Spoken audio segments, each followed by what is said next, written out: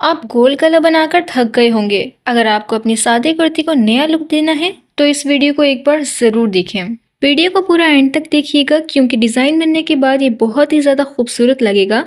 तो चलिए बिना देर की इस वीडियो को स्टार्ट करते हैं।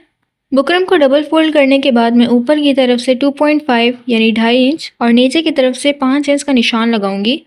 मैं यहाँ पर स्मॉल नेक बना रही हूँ। अगर आपको मीडियम साइज़ का नेक बनाना है तो आप 3 और 6 की भी यहाँ पर मेजरमेंट रख सकते हैं। बाकी मेथड वही रहेगा। यहाँ पर मैंने एक स्क्वायर बॉक्स बना दिया है।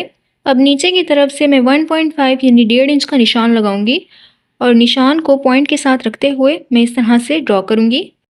इसके बाद मैं इसी लाइन के नीचे 0.7 का निशान लगाऊंगी। ये देखिए 0.7 का मैं इस लाइन के नीचे निशान लगाऊंगी और तिरछे में ही यहाँ पर निशान लगाऊंगी। सीधी तरफ निशान नहीं लगाऊंगी, मैं तिरछे में लगाऊंगी और फिर लाइन ड्रॉ कर दूंगी।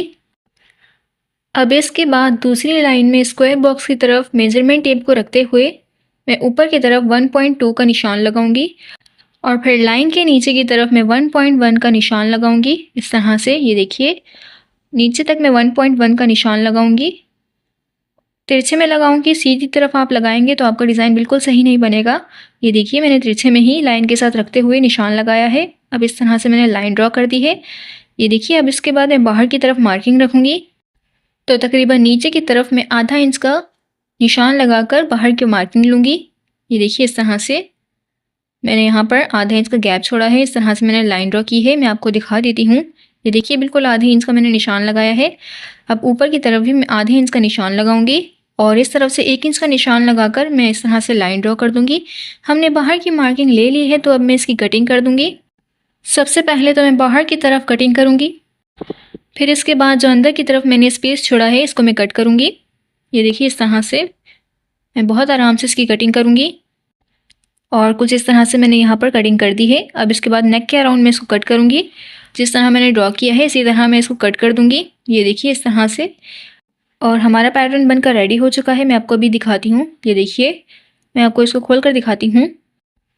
पैटर्न की हमने यहाँ पर कटिंग कर दी है। अब इसे मैं फैब्रिक के ऊपर रखते हुए आयरन कर दूँगी।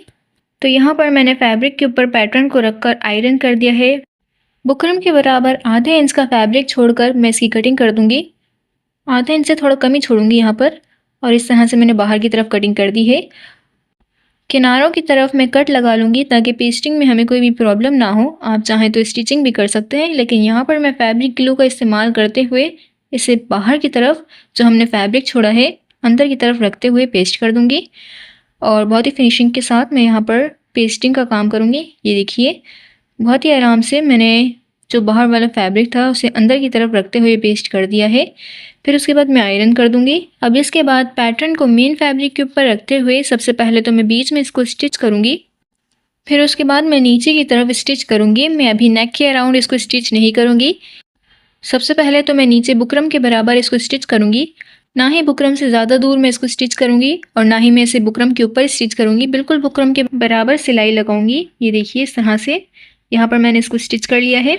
अभी मैं नेक के अराउंड स्टिच नहीं करूंगी। नेक के अराउंड मैं बुकरम के बराबर थोड़ा सा कपड़ा छोड़ते हुए यानी आधे इंच का मैं यहाँ पर कपड़ा छोड़ूंगी और फिर इस तरह से मैं कट कर दूंगी।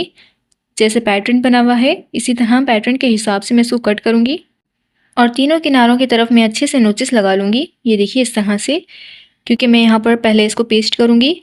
जो बुकरम के बराबर ऊपर की तरफ जो फैब्रिक होगा उसे मैं सबसे पहले पेस्ट करूँगी इस तरह से, ताकि फोल्डिंग के बाद हमें कोई भी प्रॉब्लम ना हो। ये देखिए मैंने यहाँ पर फैब्रिक को बुकरम के साथ पेस्ट कर लिया है। अब जो बुकरम के नीचे वाला फैब्रिक होगा इस तरह से मैं इसे फोल्ड करूँगी और एक क्रीज लाइन बना लूँगी। ये देखिए इस तरह से बिल्कुल बुकरम के बराबर इसको पीछे की तरफ फोल्ड करूँगी और इन तीनों साइड्स को भी बिल्कुल इसी तरह पीछे की तरफ फोल्ड करके क्रीज लाइन बना लूँगी। आप चाहें तो आयरन भी कर सकते हैं और कुछ इस तरह से मैंने पीछे की तरफ फोल्ड कर लिया है। अब नीचे की तरफ जो हमने स्टिचिंग की थी सिलाई के बराबर मैं यहाँ पर थोड़ा सा कपड़ा छोड़कर इसको कट कर दूँगी। ये देखिए सिलाई के बराबर मैं थोड़ा सा कपड़ा छोड़ रही हूँ, फिर उसके बाद मैं इसे बहुत अच्छे से कट कर दूँगी। अगर यहाँ तक आपने मेरी वीडियो देखी है तो यकीनन आपको मेरी वीडियो पसंद आई होगी। तो जल्दी से मेरी वीडियो को लाइक कर दें और कमेंट सेक्शन में बताएं आपको मेरी एक्सप्लेनेशन कैसी लगती है। सभी किनारों की तरफ मैं इस तरह से कट लगा लूँगी ताकि फोल्डिंग में हमें कोई भी प्रॉब्लम ना हो और बहुत अच्छे से यहाँ पर मैं कट लगाऊंगी। मैं आपको फोल्ड करके अभी दिखाती हूँ। ये देखिए मैंने कट लगाए हैं तो अब मुझे फोल्डिंग में कोई भी प्रॉब्लम नहीं होगी और बहुत ही आराम से मैं इसे फोल्ड करूँगी। जो नोक वाली साइड होगी सीज़र की मदद से मैं इस तरह से बाहर की तरफ फैब्रिक को निकालूंगी और आप चाहें तो फोल्डिंग करने के साथ साथ आयरन भी कर सकते हैं। ये देखिए मैंने बहुत आराम से पीछे की तरफ फोल्ड कर लिया है। ये आप देख सकते हैं नोचेस अच्छे से लगे होंगे तो आपको फोल्डिंग में कोई प्रॉब्लम नहीं होगी। ये देखिए बुकरम के बराबर मैंने फैब्रिक को पहले से ही पेस्ट किया था। अब यहाँ पर मुझे आसानी होगी। मैं नेक के चारों तरफ फैब्रिक ग्लू लगाऊंगी क्योंकि मुझे ऊपर वाले फैब्रिक को अंदर की तरफ फोल्ड करना है। बहुत ही आराम से मैं इसे अंदर की तरफ फोल्ड कर दूंगी। आप चाहें तो यहाँ पर लेस का भी इस्तेमाल कर सकते हैं। आपके पास कोई भी बारीक वाली लेस हो, आप पहले लेस लगाकर पेस्ट कर दें, फिर उसके बाद ऊपर वाले फैब्रिक को अंदर की तरफ फोल्ड करके पेस्ट कर दें। और ये देखिए बहुत ही फिनिशिंग के साथ मैं यहाँ पर पेस्टिंग का काम कर रही हूँ। अब इसके बाद मैं इसको आयरन कर दूँगी। तो यहाँ पर मैंने इसे आयरन कर दिया है तो अब मैं टॉप की सिलाई लगा लूँगी। बिल्कुल किनारे पर टॉप की सिलाई लगाऊंगी। अगर आपने अभी तक वीडियो को लाइक और चैनल को सब्सक्राइब नहीं किया है तो जल्दी से कर दें। मैं इस तरह के और भी अच्छे अच्छे डिज़ाइन आपके लिए लाते रहूँगी। मैंने यहाँ पर टॉप की सिलाई लगा ली है। मैं आपको पीछे की तरफ भी दिखा देती हूँ। ये देखिए बहुत ही फिनिशिंग के साथ मैंने इसको बनाकर रेडी किया है। यहाँ पर आप चाहें तो सिलाई लगा लें। मैं एंड में हैंड स्टिच कर दूंगी। 1.5 यानी 1.5 इंच की यहाँ पर मैंने फैब्रिक पट्टी को काटा है। लंबाई मैंने अच्छे खासी रखी है। कुछ इस तरह से फोल्ड करके मैं इसको स्टिच करूँगी। अगर आप मेरी वीडियो पहली बार देख रहे हैं तो मेरे चैनल को विजिट करना नहीं भूलिएगा। मैंने अपने चैनल पर हर तरह के डिज़ाइन शेयर किए हुए हैं। आप चाहें तो प्लेलिस्ट के अंदर भी इन डिज़ाइन को चेकआउट कर सकते हैं। स्ट्रिप मैंने बनाकर रेडी कर दी है। तो अब मैं 2 इंच में 2 कम यानी 1.7 के हिसाब से मैं इसको कट करूँगी और इस तरह से मुझे बहुत सारी स्ट्रिप्स को कट करना है।